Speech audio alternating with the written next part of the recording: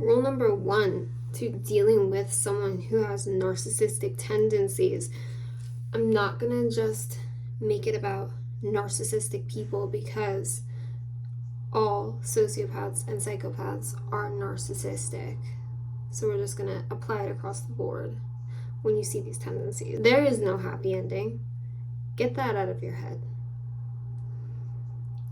Secondly, everything that you say can and will be used against you. It will. Everything. So stop talking. The fear tactics that they use to control you, they might give you this like ideal of someone that they want to be seen with, but at the end of the day, they can't bag a bitch. So that's what Spirit said. They can't keep quality people because their mask starts slipping. Actually, so that actually would distinguish the difference between sociopath and psychopath, because the psychopath doesn't ever let their mask slip. Unless it's like a beneficial thing, but no one will know if the mask is slipping, you know? The fear tactics. Everything that they use to control you, so you fear them doing it. First of all, if you're fearing them doing something, they're already doing it. But you'll notice over time that you'll cross these boundaries with them, and they don't hold their word to it. They don't have any integrity about their boundaries.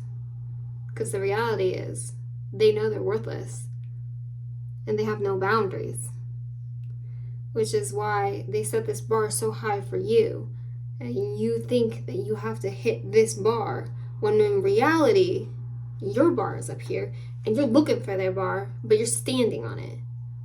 That's what it's like dealing with a narcissist. They're human fucking lemons. They will feed you, Spirit said, a web of lies.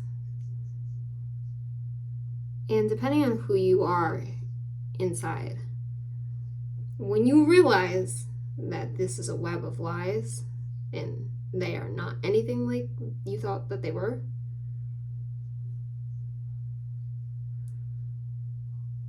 instant disgust.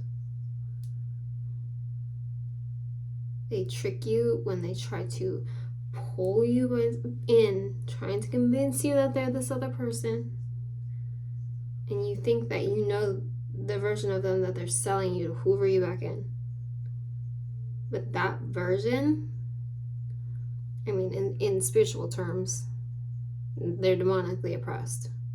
And the only time that their good side shows is when the demon backs off a little bit to like allow them to pull you in, and then it takes over again. But in psychological terms, it's just all an act. You cannot change or mold someone like this.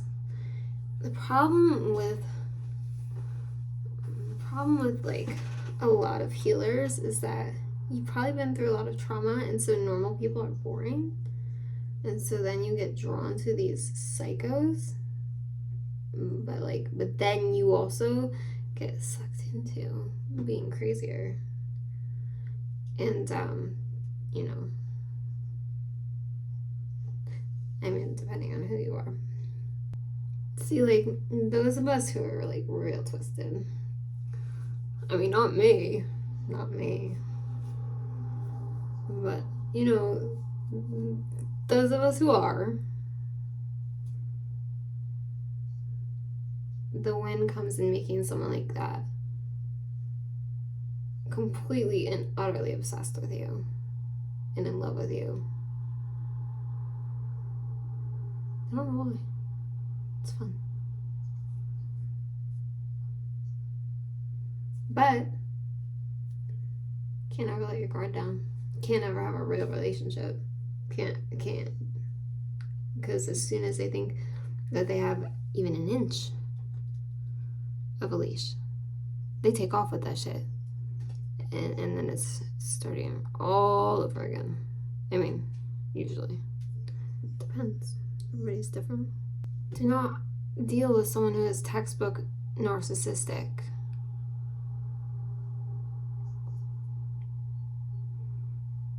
It won't be fulfilling if you are a sane. No, well, I don't want to say sane because, like, it's not like I'm insane. I just get bored, you know?